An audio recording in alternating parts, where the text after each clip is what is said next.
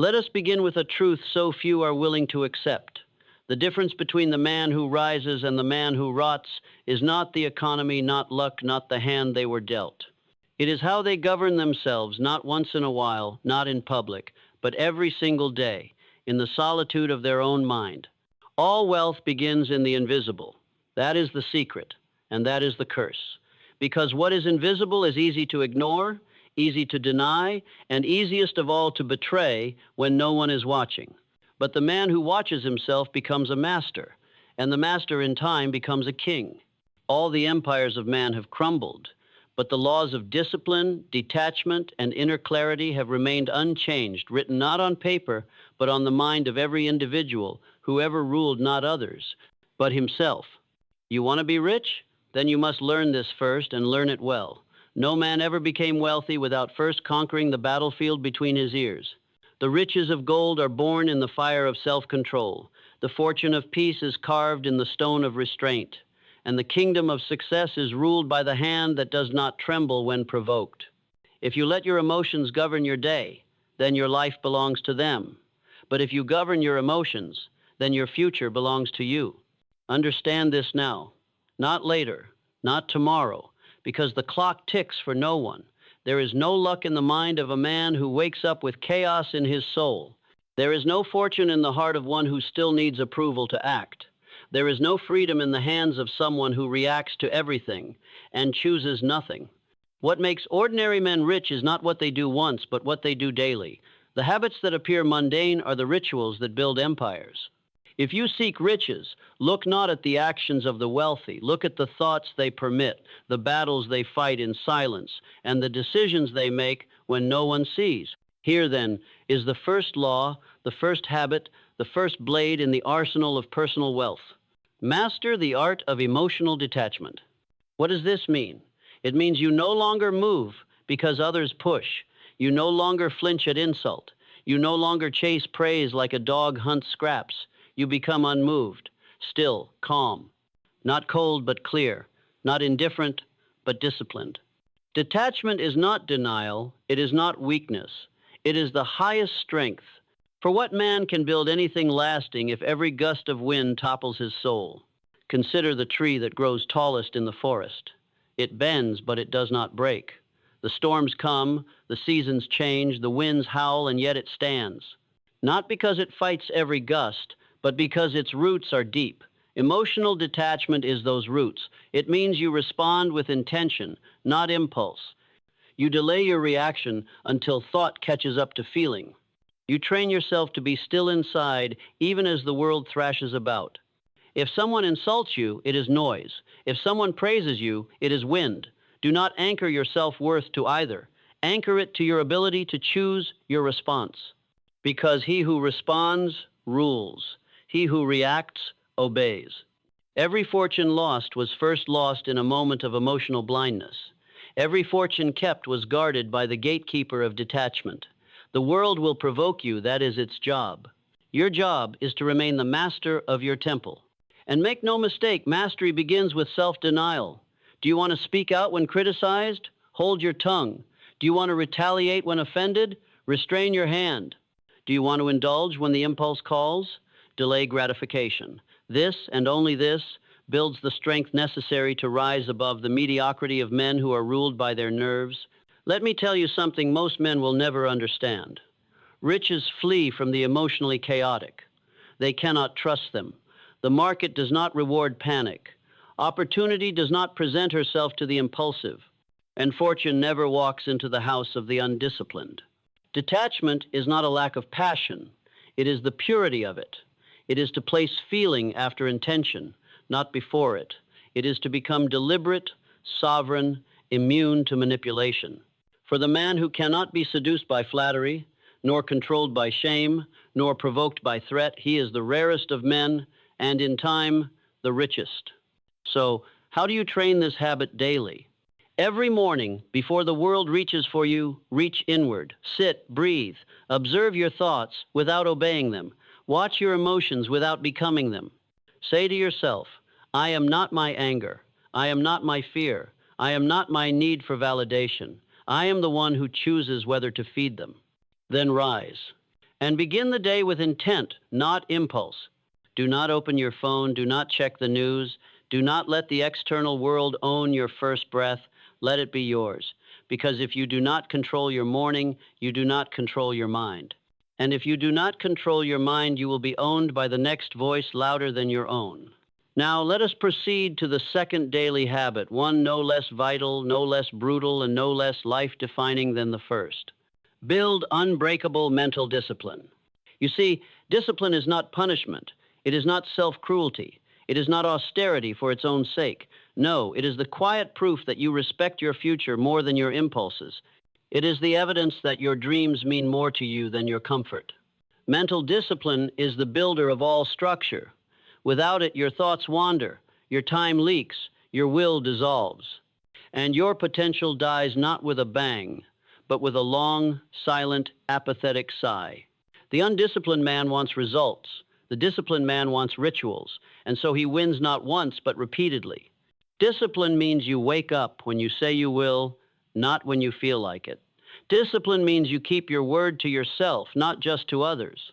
Discipline means your actions are not dictated by mood, by weather, by drama, or by doubt, but by decision, made once and followed through regardless of feeling.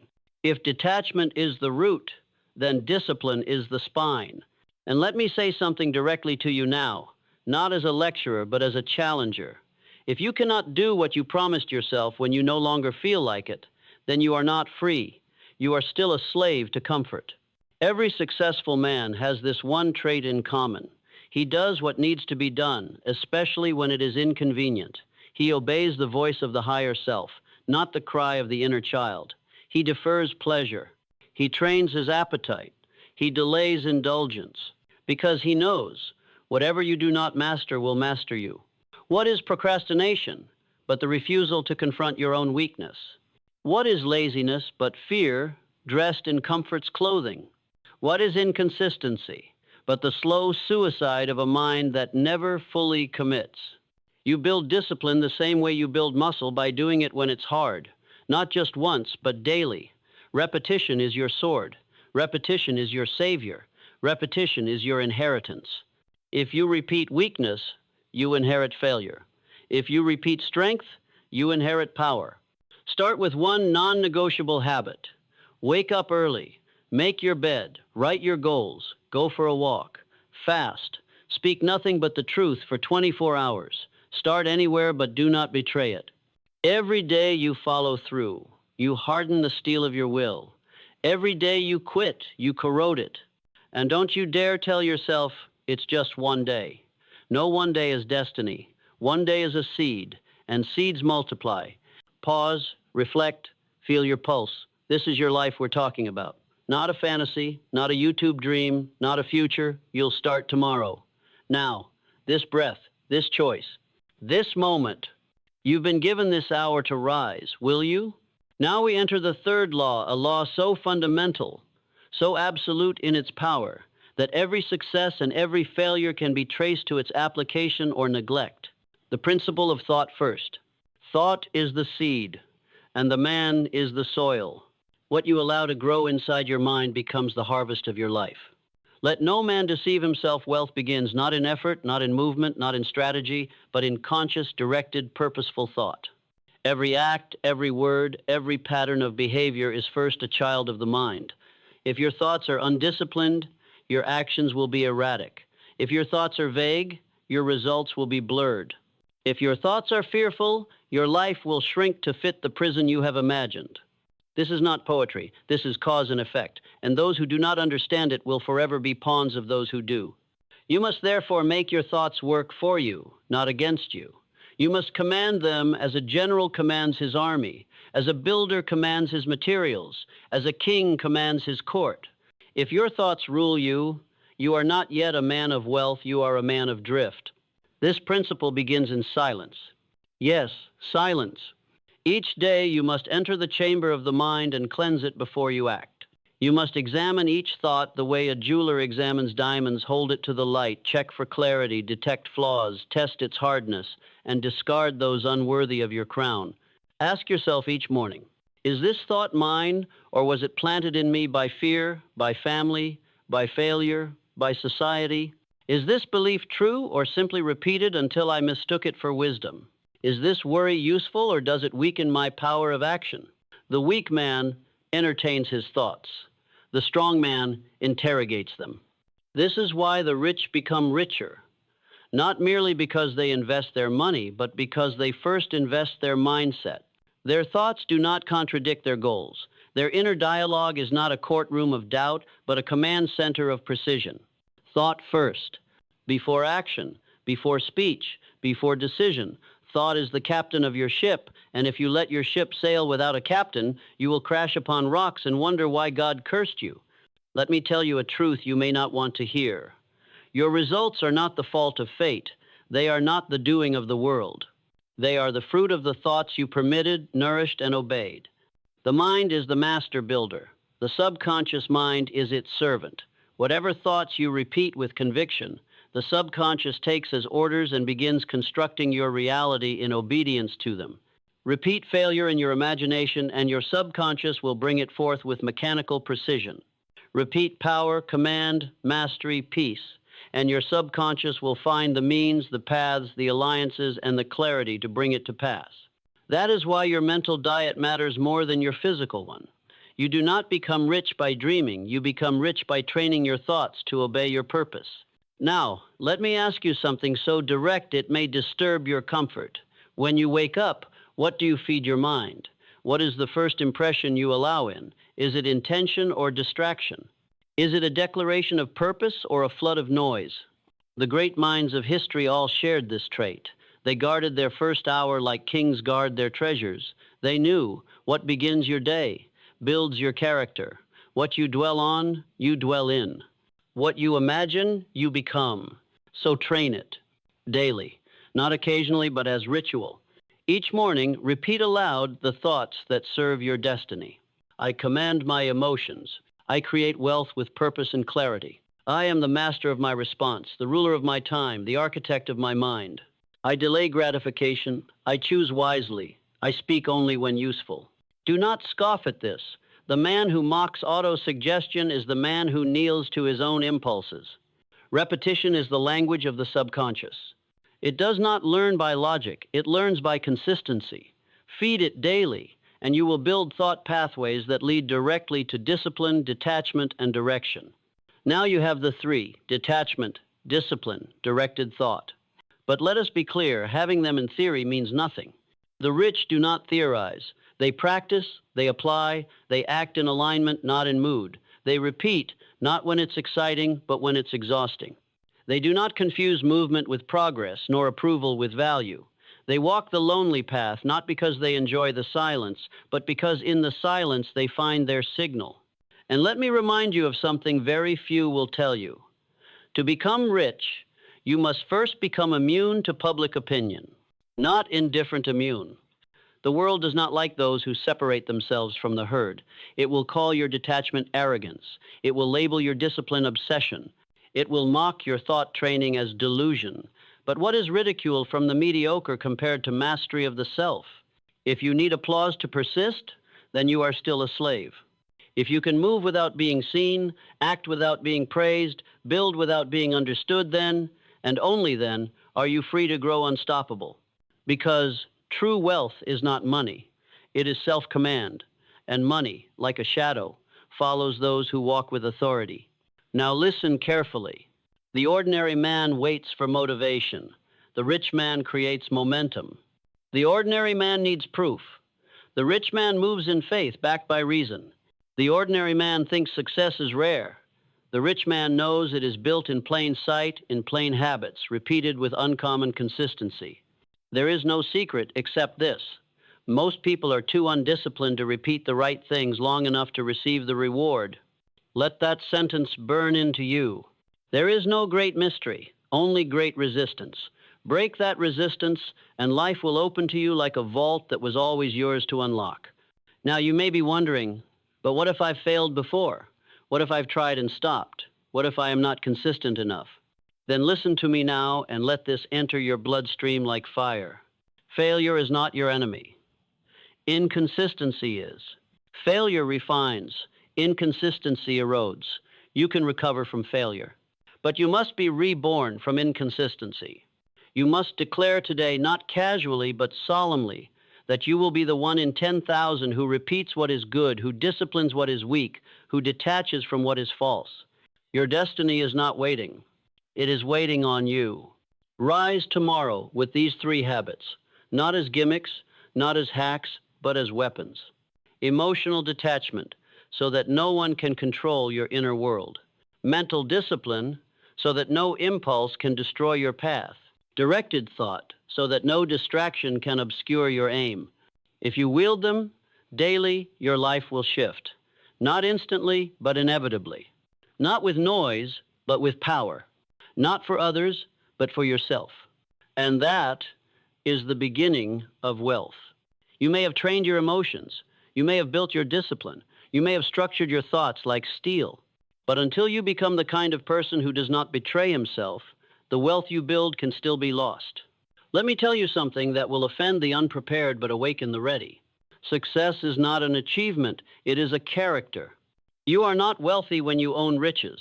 You are wealthy when you can no longer be anything but a creator of them. When the principles are etched so deeply into your being that to act otherwise would be to violate the very laws that govern your nature. That is the final habit, not something you do, but something you become. Every man is ruled by an identity. Either it was chosen or it was inherited. Either it was built or it was absorbed. If you believe you are weak, every strength will be fleeting. If you believe you are unworthy, every gain will sabotage itself. If you believe you are destined to fail, every success will feel like a lie and you will unconsciously destroy it. So ask yourself, what identity do you serve?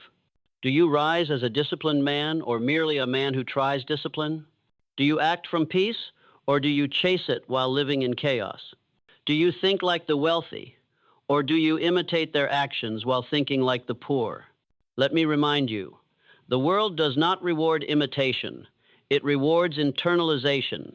You cannot fake your way to peace. You cannot perform your way to power. You must become. The poor man says, I will try. You. The rich man says, this is who I am. The poor man says, I hope it works. The rich man says, it must. I've removed all other options. Do you see the difference? It is not in knowledge. It is not in opportunity. It is not in intelligence. It is in certainty. Certainty forged from inner consistency. Certainty born from repeating the right acts, the right habits, the right principles until your very bones echo with them. This is why legacy matters. You see, wealth that dies with you is not true wealth.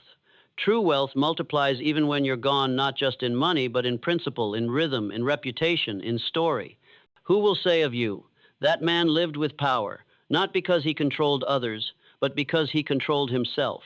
Who will point to your life and say, he rose because he mastered his inner world when others were still slaves to theirs? That is the mark of the rich, not flashy, not loud, but enduring. Their silence speaks louder than the noise of 10,000 men. Their habits become the habits of nations. Their identity shapes the destiny of families. And it all began in one quiet moment when they decided to take full responsibility for their mind. Not partial, full. No more blaming, no more reacting, no more indulging, no more delay. They rose, and they never fell back to the level of excuses. Let me speak to you, man to man, mind to mind, soul to soul. You were not born to drift. You were not born to be ruled. You were not born to spend your years chasing praise, avoiding pain, indulging impulses, and calling that freedom. You were born to command, to rule your emotions like a wise king, to train your discipline like a warrior sharpens his blade, to think like a master builder, constructing the future brick by brick, vision by vision, day by day. And you were born to protect that mindset like a fortress, not for vanity, but for legacy. Because the world does not need more entertainers. It does not need more followers. It does not need more victims. It needs men of power, quiet power, disciplined power, thoughtful power, and above all, inner power, the kind that cannot be bought, stolen, or praised into existence. Do not wait another morning to start. Do not wait until you feel ready. You won't. Start now. Declare yourself rich not in dollars, but in decision. Say to yourself, I am no longer a servant to emotion. I use it, but it does not use me. I no longer delay discipline. It is the rhythm of my days. I no longer let thoughts run wild. I choose them with precision and repeat them with conviction. I am the architect of my reality. I am the ruler of my inner world. I am already wealthy because I no longer betray the laws that build wealth. And from this moment forward, everything changes. You rise earlier. You move with intent. You speak only when it serves. You act with consistency, not mood. You repeat your rituals, not for applause, but for alignment. You endure discomfort without complaint. You detach from chaos and choose stillness. You stop needing others to believe in you because you believe in your own habits. And that, my friend, is how ordinary men become rich. Not all at once, not by chance, but by building themselves until wealth becomes the natural consequence of who they are. So go, build, repeat, discipline your days. And let the world call you lucky when your fortune arrives, but you will know you earned it. Now let me speak to you about something that few men understand: the law of momentum. Most people think greatness comes from one mighty act, one bold leap, one divine moment of inspiration. But this is the fantasy of the undisciplined. The truth is simpler and far more powerful. Momentum is the invisible wealth that precedes the visible. You do not see the success at first, but it begins accumulating, quietly, day after day. Small acts repeated without fail, thoughts recited before doubt creeps in, routines guarded like treasure maps. And while the world watches nothing happening, everything is happening. A man with momentum does not stop to explain himself. He does not need validation. He moves because his mind is aligned. His spirit is undistracted. His emotions are quiet servants, not screaming kings. You want to know why the wealthy seem unstoppable? It is not because they're smarter. It is because they have momentum. They do not spend their willpower every day deciding what to do. They already decided once, and they honor that decision daily. They do not wrestle with motivation. They move because motion itself creates energy. And when the world tries to pull them off course, it cannot. Not because they're resistant, but because they're already moving too fast. You must build this. It is your duty. Momentum is not a gift, it is a byproduct.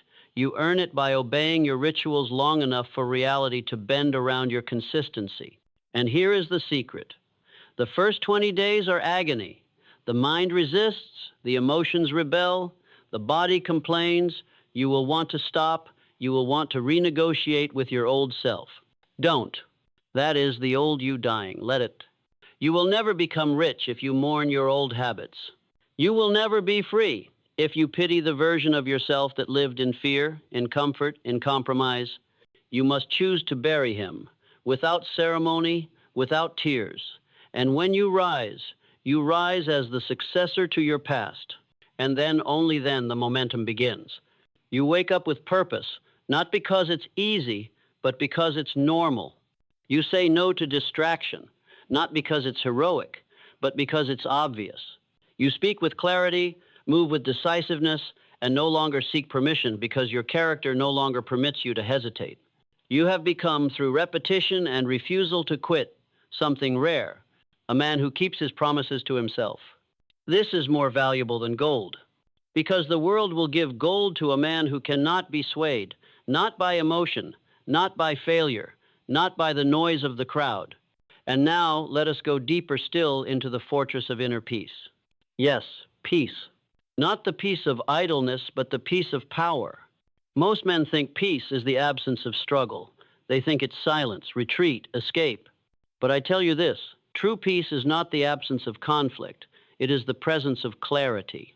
When you know who you are, when you are no longer at war with your own mind, when your habits serve your mission, and your mission governs your hours, that is peace. It is not passive, it is active.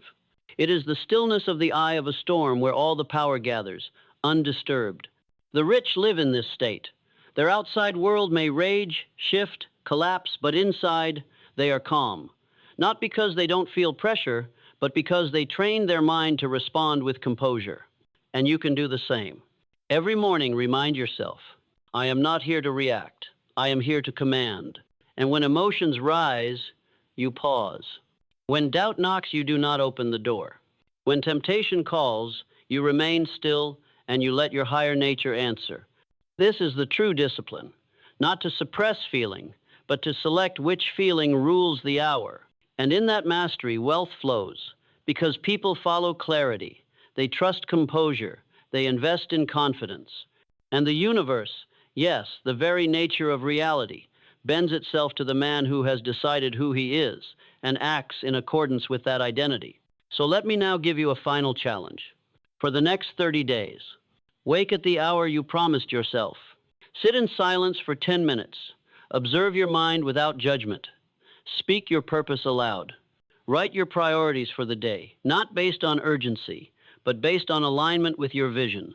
Refuse to check your phone for the first hour. That is your hour of sovereignty. No one enters. Complete one act of difficulty, one thing you don't feel like doing, and do it well, without complaint. Review your thoughts at night. Ask, did I lead my day or follow it? Repeat this, without fail, without excuse. Watch your identity change. Watch your perception sharpen. Watch your power return, not from others, but from within. And when you feel like quitting, remember, every act of weakness is a prayer to stay small. But every act of discipline is a declaration. I am building a fortress. I am building wealth. I am building me. Now go. Go build. Because the world has enough men who wait. It needs men who decide. You've mastered yourself or begun to. You've taken dominion over emotion, thought, and discipline. But now we climb higher. We do not stop at personal gain. The man who masters his mind must now ask the deeper question, what will my mastery create beyond me? Because make no mistake, your mind does not just shape your income, it shapes your bloodline. It reshapes what your children believe is possible. It reconstructs what your family, your name, your legacy will represent not for 1 year, but for centuries. The habits you form in silence today echo through generations. That is not poetic exaggeration, that is spiritual law. If you conquer your emotions, your children will inherit peace. If you live in discipline, your children will inherit structure. If you train your thoughts to obey purpose, your grandchildren will inherit a culture of clarity. But if you stay a slave to mood, if you indulge chaos, if you delay your transformation, you do not merely delay your wealth. You rob your lineage. Understand this now. Wealth is not for you alone. Wealth is a testament. It is a signal, a beacon to the world and to your future bloodline that a man once lived who did not bow to fear. You are not just becoming rich for your comfort. You are becoming rich to end the generational cycle of emotional reactivity. You are becoming rich to bury the legacy of passivity. You are becoming rich to declare, the dysfunction ends here, with me. And in this, you are not merely a man. You are a builder of invisible temples, structures of thought, vision, and behavior that your children will live inside without even knowing your name built them. This is the sacred obligation of mastery, to carry the burden of consciousness so that those who follow you can live in clarity, to fight the battle within so fiercely that no one after you has to fight it in the same way again. And let me tell you, from a voice older than time, that is wealth. It is not just numbers in a bank account. It is values etched into the nervous system of your lineage. It is peace baked into your family's behavior. It is excellence assumed because you made it normal. So do not dare call your morning routine a small thing. It is sacred. Do not belittle your journaling, your cold shower, your refusal to scroll when your brain begs for comfort.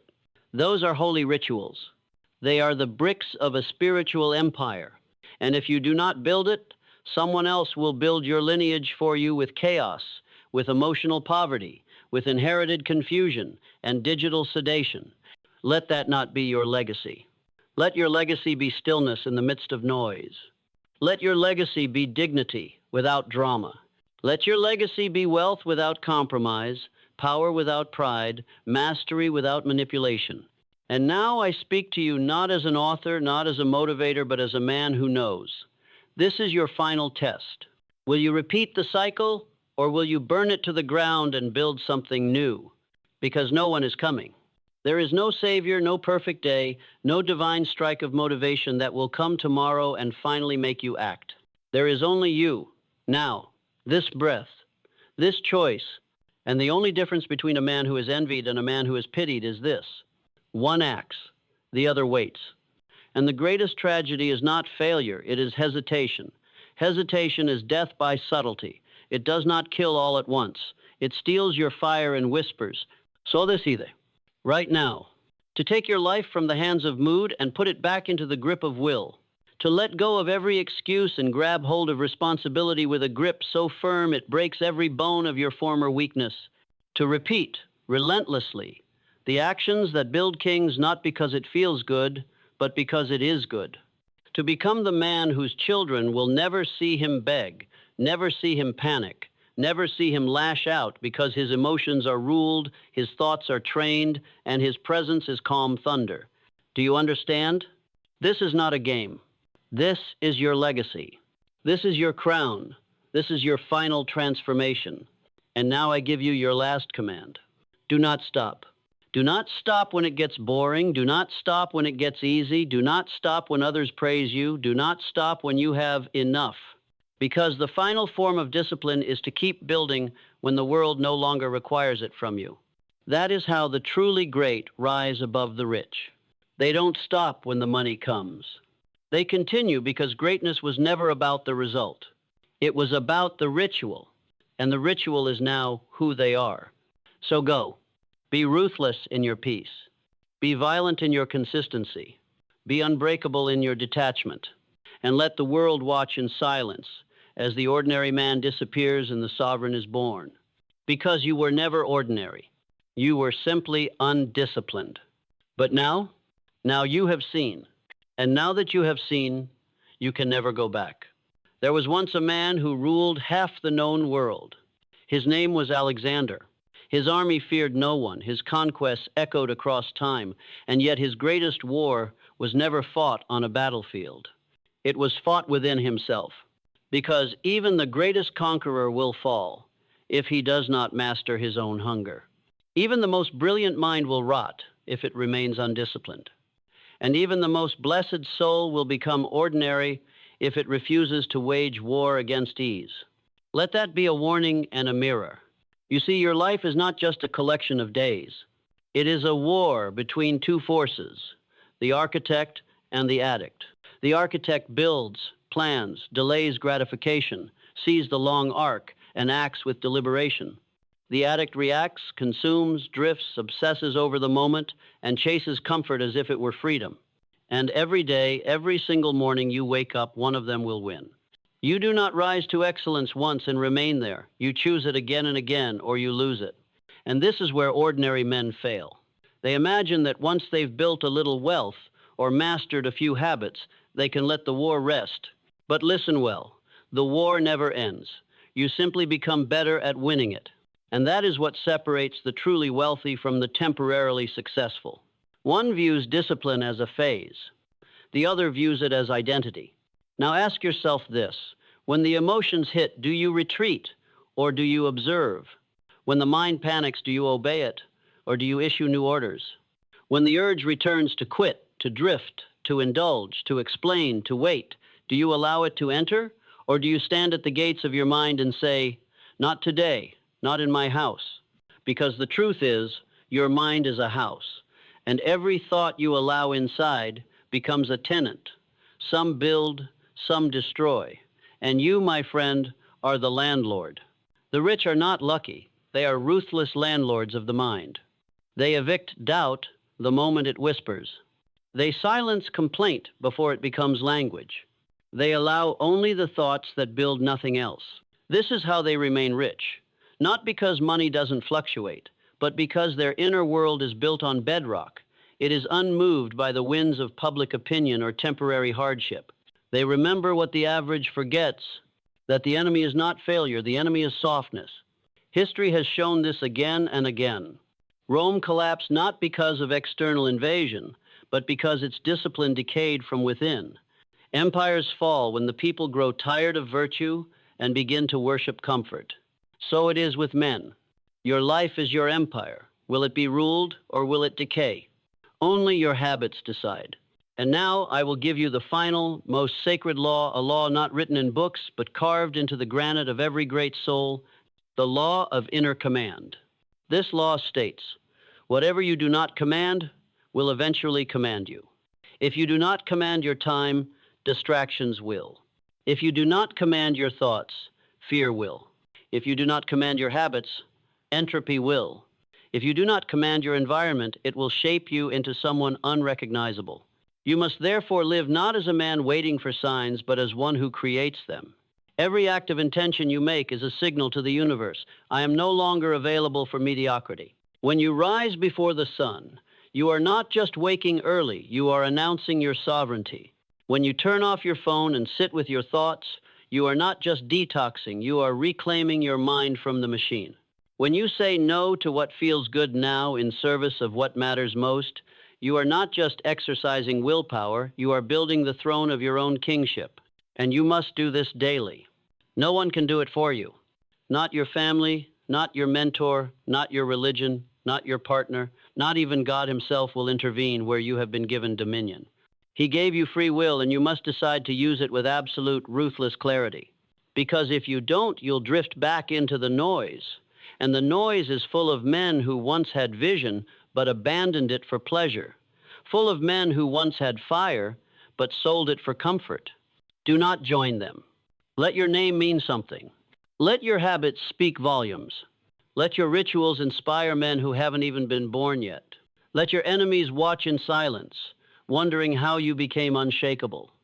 And when people ask you, what changed, you will not need to explain. You will simply say, I remembered who I was, and I never forgot again. What is destiny? It is not fate, not luck, not prophecy.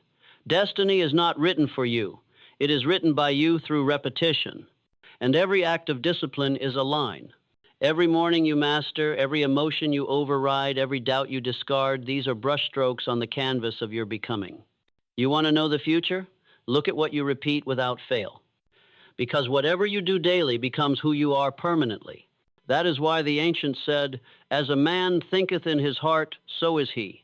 Not so he feels, not so he hopes, but so is he. In other words, your destiny is not tied to what you dream about. It is tied to what you do when no one is watching. This is why the 3 habits are sacred. They are not just techniques, they are triggers of transformation. Let us review them not as habits, but as laws of existence. Emotional detachment is the law of power, because no man can build empires while reacting to the noise of peasants. No king rules effectively if his heart is swayed by every whisper. No builder finishes the tower if he stops every time someone throws a stone. Emotional detachment is the space between stimulus and response. It is the throne you build inside your mind, from which you observe without obeying. And every time you choose silence over anger, restraint over impulse, intention over reaction, you reinforce that throne. You become untouchable. And the untouchable man is not feared. He is followed, because he cannot be swayed, bought, shamed, or manipulated. He is trusted, and trust is the currency of kingdoms. 2, mental discipline is the law of structure, because no desire, no vision, no burst of motivation can survive without a framework.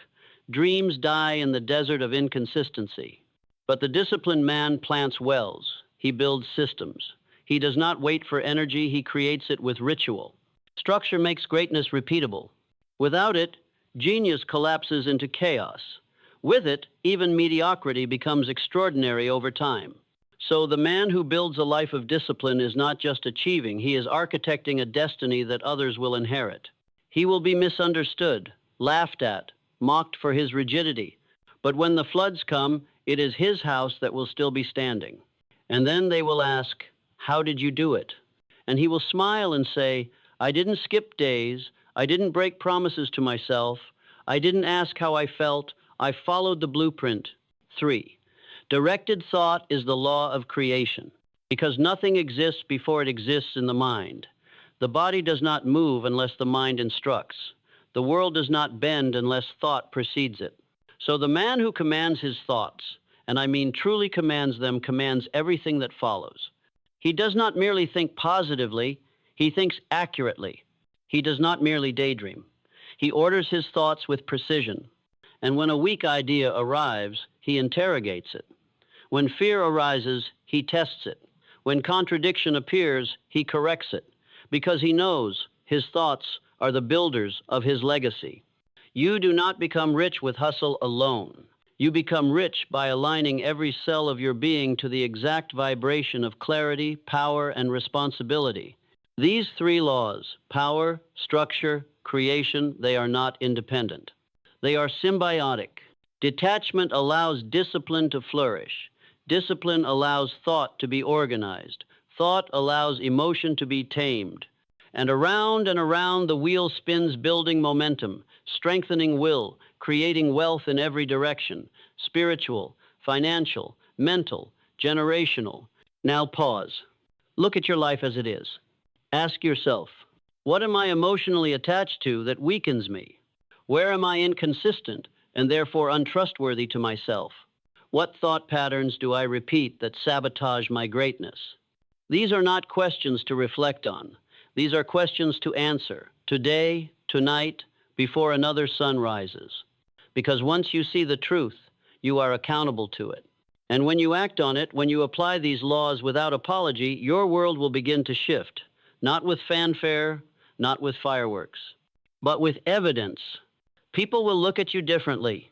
Opportunities will appear that once ignored you. You will speak less and say more.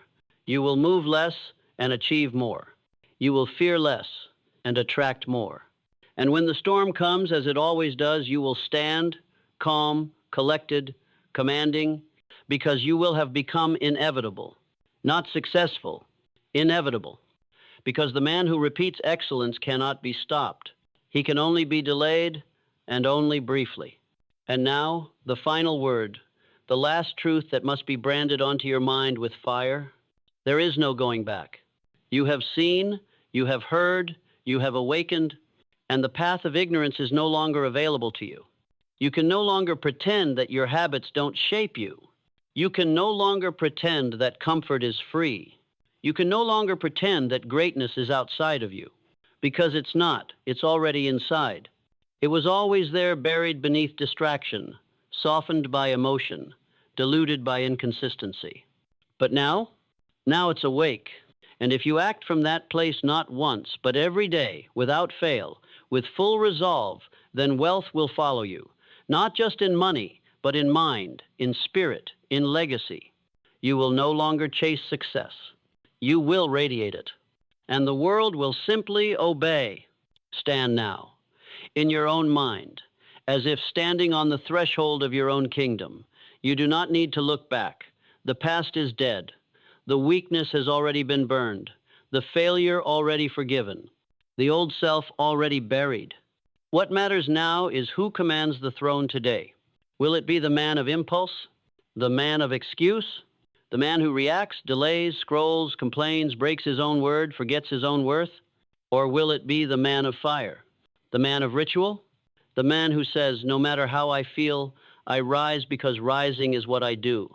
The choice is not metaphorical. It is biological, psychological, absolute. And it begins with the first act of the day. Not tomorrow, not when life calms down, not when motivation returns, but now because you said so. So here is your command. Let these words not be a speech you heard. Let them be a contract you signed. Write this in your journal. Etch it in your soul. Speak it every dawn until the gods themselves hear it and move the universe accordingly. I will master my emotions before they master me.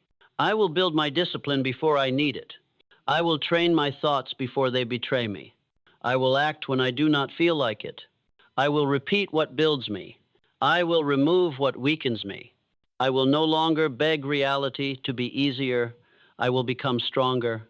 I will not seek praise. I will earn power. I will not wish for greatness. I will practice it daily. I will be the first in my bloodline to master self. I will be the last to make excuses. I will walk like a king before the crown arrives. I will never again be ordinary. because I now command my inner world, and he who commands within rules without. Let no man convince you otherwise. Let no setback delay your march. Let no relationship, no resection, no mistake, no relapse shake your certainty.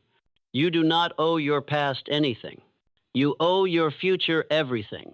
And your future begins now not in a plan, but in a practice.